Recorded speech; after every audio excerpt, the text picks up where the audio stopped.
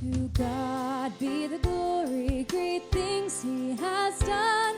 So loved him the world that he gave us his son, who yielded his life and atonement for sin, and opened the life gate that all may go in. Thanks for tuning in to No Trash, Just Truth, a podcast of Proverbs 9:10 Ministries. With your hosts, Chris Paxson and Rose Spiller.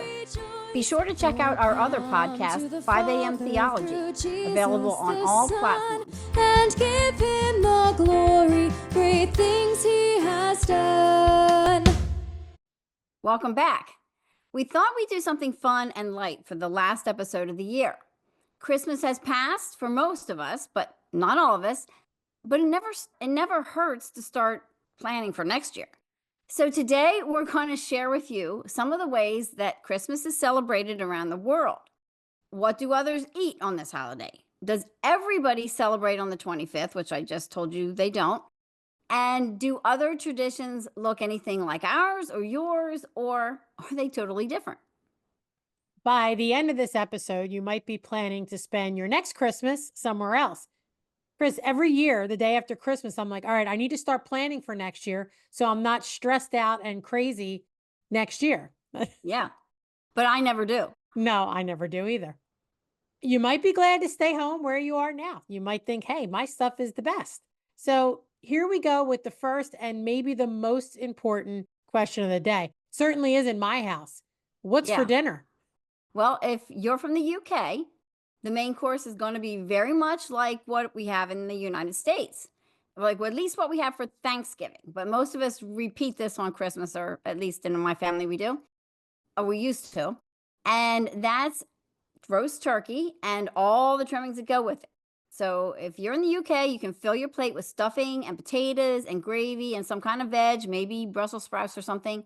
And you can top it all off, if you're in Scotland, with clootie dumplings.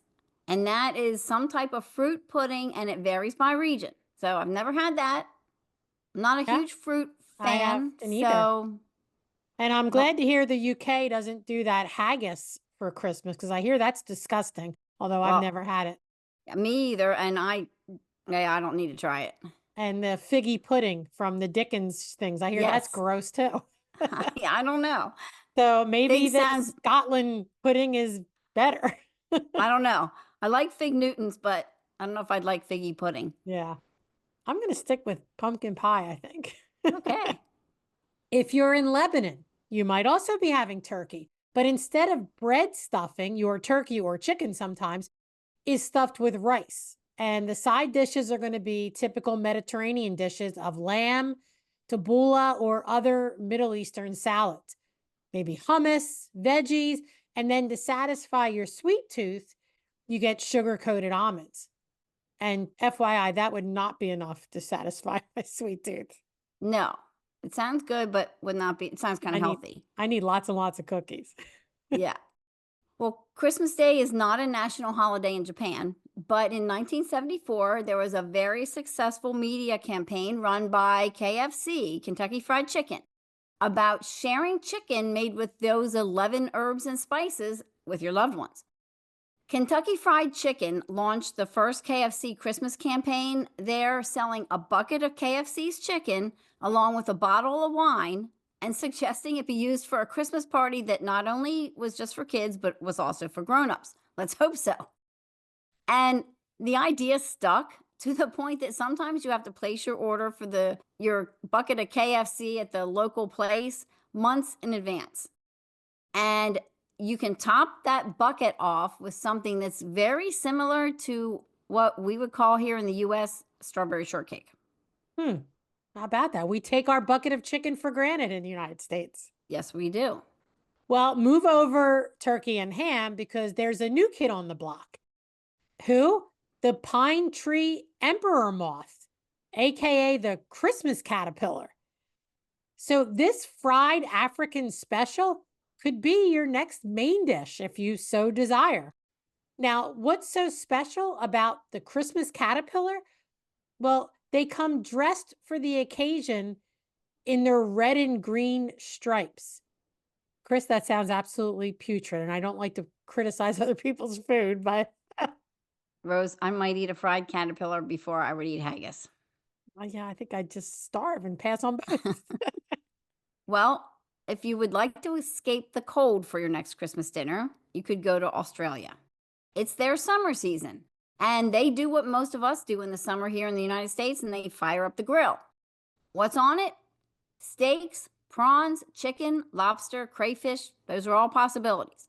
And for dessert, they have something called pavlova. And I think this sounds wonderful. It's a baked meringue nest filled with whipped cream. And it's decorated with fruits like kiwi or strawberries and passion fruit. Well, you can just leave the fruit off. I mean, and just give me the nest filled with whipped cream.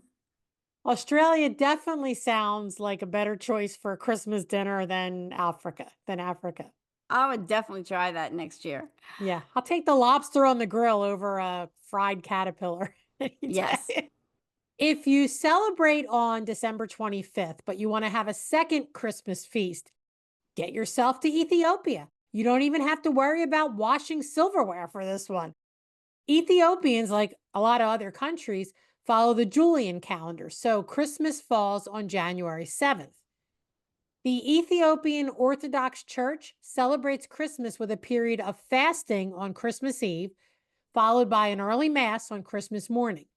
Then they break their fast with a meal of wat, and that's a spicy meat and vegetable dish served with sourdough flatbread that's used to get the stew from the plate to your mouth. So no spoon required. Nope, no silverware to wash. Here's another option for you if you want to escape the cold. You could go to Brazil. Traditionally, Brazilians eat their big meal very, very late on Christmas Eve.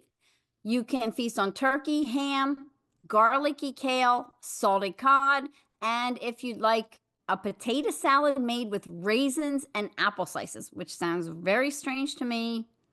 Not sure I would eat that. I'd be willing to try it. I would try that over other things for sure.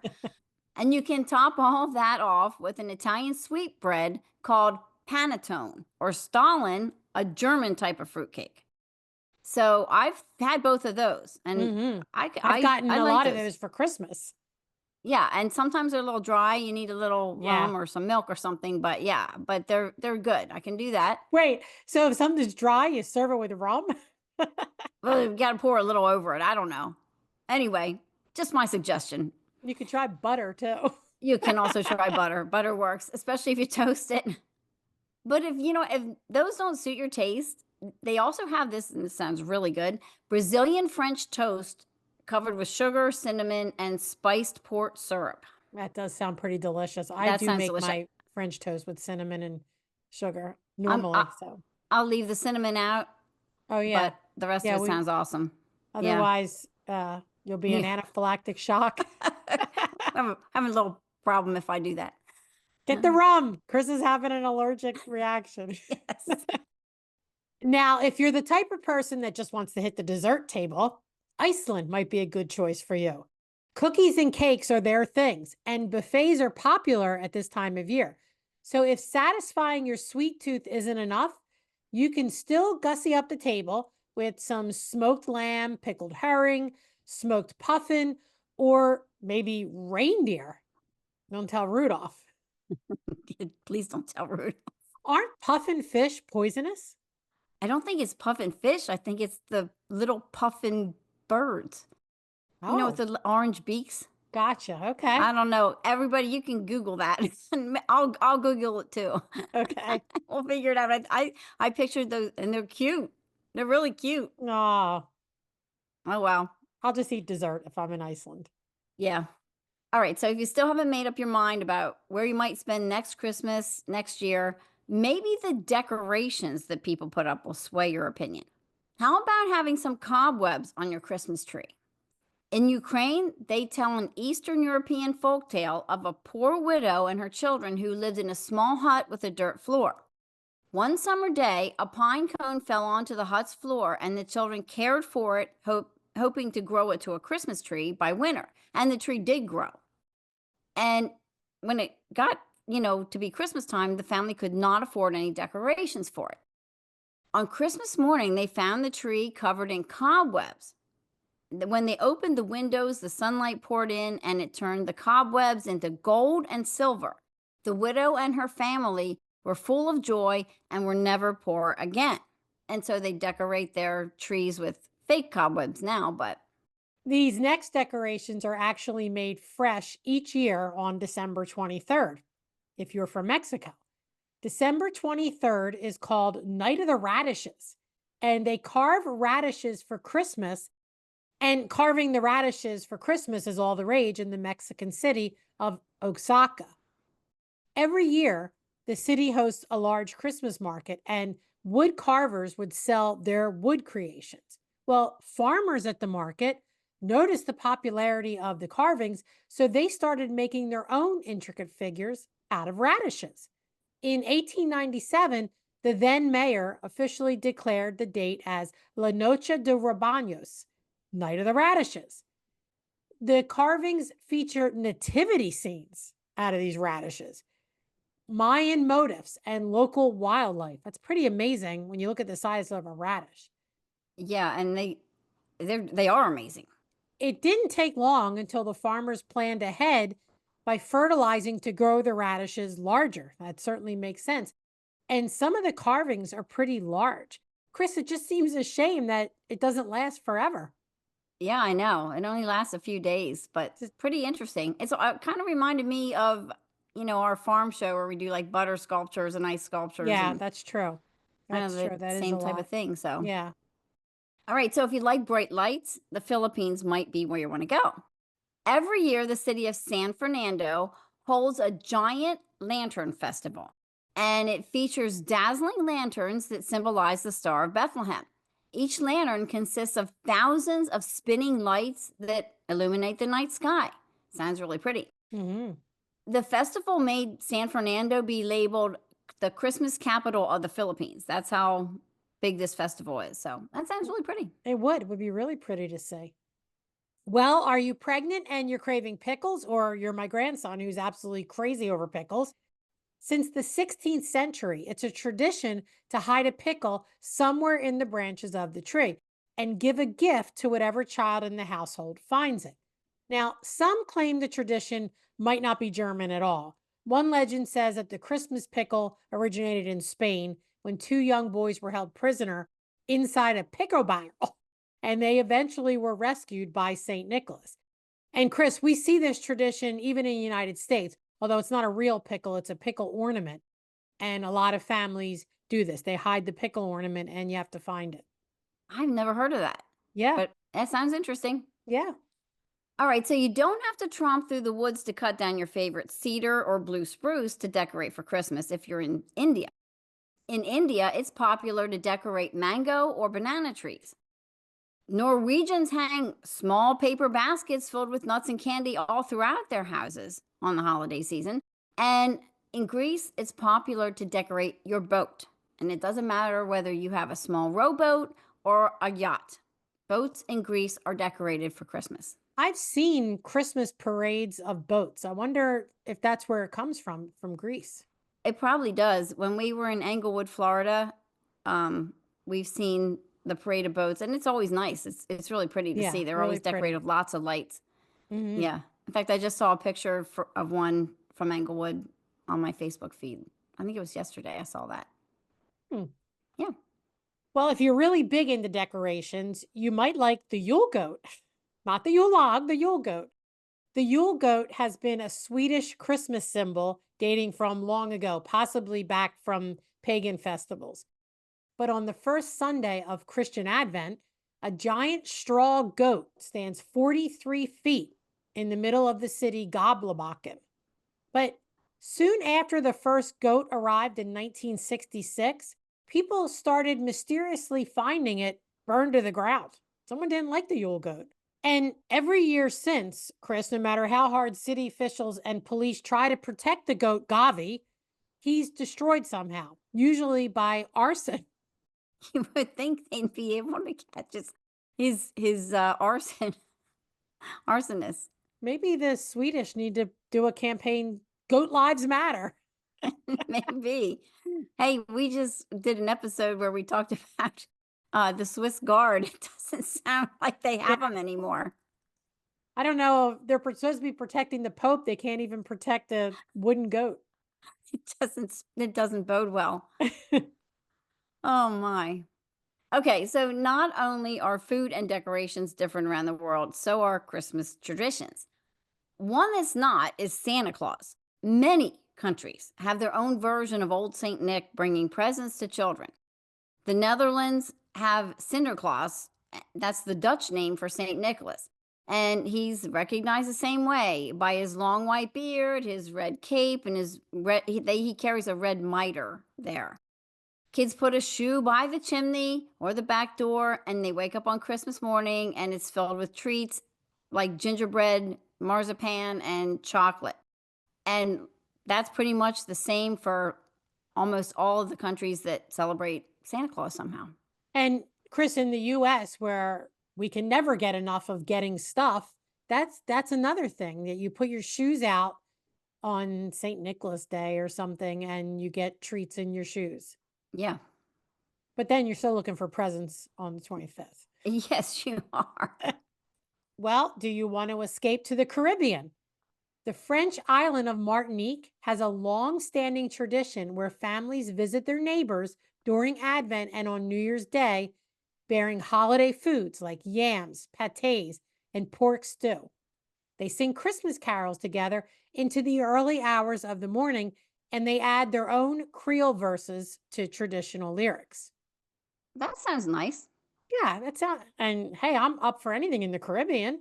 Yeah, that sounds great. But if you don't mind the cold, but eventually might want to warm up some, give Finland a try. A lot of homes in Finland have their own saunas or their own hot tubs. And if you don't have your own, there are public saunas available to you. At Christmas time, it's a habit to take advantage of those things, and twice on Christmas Eve and twice on Christmas Day, get in them. I don't know why, but it's their tradition. And traditionally, they make a big to-do of this. They clean their hot tub or they clean their sauna prior to the holiday season, and then they decorate that area with flowers and scented candles and stuff, and they just put nice things around it to make it extra special. And if you really want an authentic experience, you can cool off in between those sessions by dipping yourself in a cold pool, rolling in the snow, or just sitting outside drinking a cold drink. I don't know why you would do any of that, but in case you want to be really authentic about it, you can. But whatever you do not forget to bring your robe and your towel. Yeah, I would say. And I would say bring your slippers, because we always take our robe and our towel and our slippers out to the hot tub. Now, if you're from the US and you want some 4th of July in December, you might like Christmas in Brazil, Portugal, or El Salvador. Brazilian and Portuguese families come together on Christmas Eve to eat dinner way past their usual bedtime. Then, at exactly midnight, they exchange gifts, toasts, and wish each other a Merry Christmas. Midnight Mass, Missa do Gala, Rooster Mass as it's called, is a chance to meet up with neighbors and extended family to wish them well for the holiday season. The service is often followed by fireworks in the town square, like on 4th of July. You can also find fireworks both on December 24th and 25th in El Salvador. What are some weird and maybe even creepy traditions? There are some. Austria has one where naughty children not only worry about getting nothing but coal in their Santa stocking, they have to worry about Krampus, a horned, hairy beast that snatches misbehaving children in his wicker basket, serving as St. Nicholas's creepy enforcer. Many towns in Austria and neighboring countries, especially the Alpine villages around Salzburg and Tyrol, celebrate Krampusnacht on December 5th. And that's when dozens of men dressed in like these half goat demon type suits parade through the streets, brandishing sticks, and they terrorize the children of the towns. In Vienna, they have an annual Krampus parade, and it's the same thing. Men dressed as terrifying masked figures parading through the streets and playing all kinds of pranks on people and scaring children. That's absolutely horrible. I don't get it. I don't want to go there for it. No, that is absolutely horrible. I I wonder what know. the mental health of the people in Austria is growing up with that. I don't know. It's weird. Ugh. In La Befana, Italy, they celebrate with a wine drinking witch. 12 days after Santa's visit on the eve of the Epiphany, which is January 5th, families leave out a glass of vino, which is wine, and a plate of sausages for La Befana. She pops down the chimney on her broomstick. According to folklore, the old lady ignored an invitation from the three wise men to witness the birth of Christ and was so devastated about missing it, she spends every Christmas time guiding around the country searching for the blessed child. She also doles out presents to good kids and coals to naughty ones. And we won't go into theological detail. Wow, Oh, that no. can't possibly be true. Yeah, we're not going into theological detail about any of this. Here's one. Are you sick of riding in the car with your family on the way to church on Christmas morning?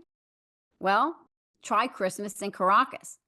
In the Venezuelan capital of Caracas, city dwellers make their way to Christmas Mass on roller skates. The tradition is so well established that many of the city's streets are closed for traffic in that morning so that the skating congregation can get to church safely. It's even said that sometimes children sleep with one lace from their skates tied around their toe and the skate dangling out the window so that their friends and neighbor children can, wake them up by tugging on the skate if they're not up yet. I don't know. Sounds different. Very different. What do Christians around the world sing during the Christmas season?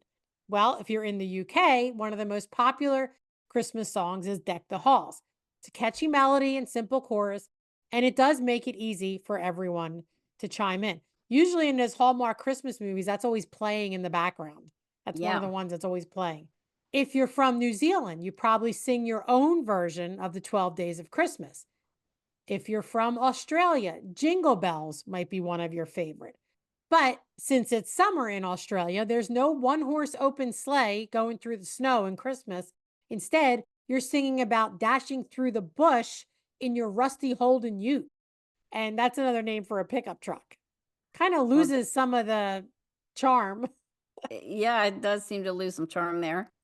And of course, many of us sing about the real reason for all of this celebration, no matter how we celebrate it. We sing about the birth of Jesus, our Savior. In Italy, that song might be You Come Down from the Stars, a song written in the 1700s about Jesus coming from heaven to earth to be born as a baby.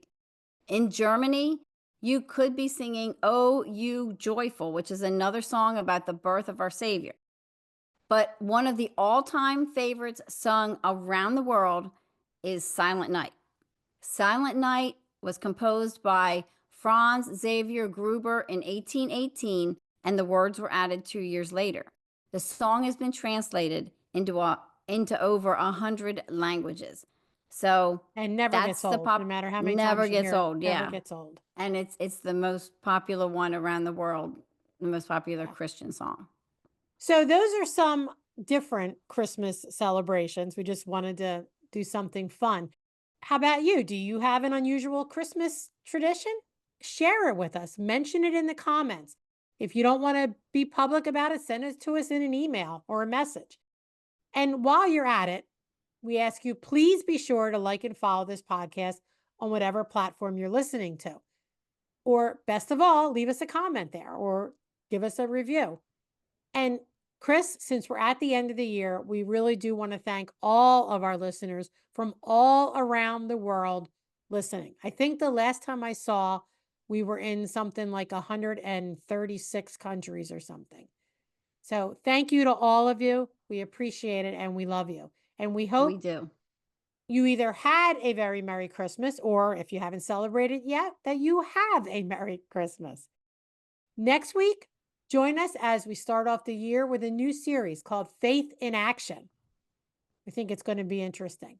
Thanks for listening, and we wish you all a very blessed day.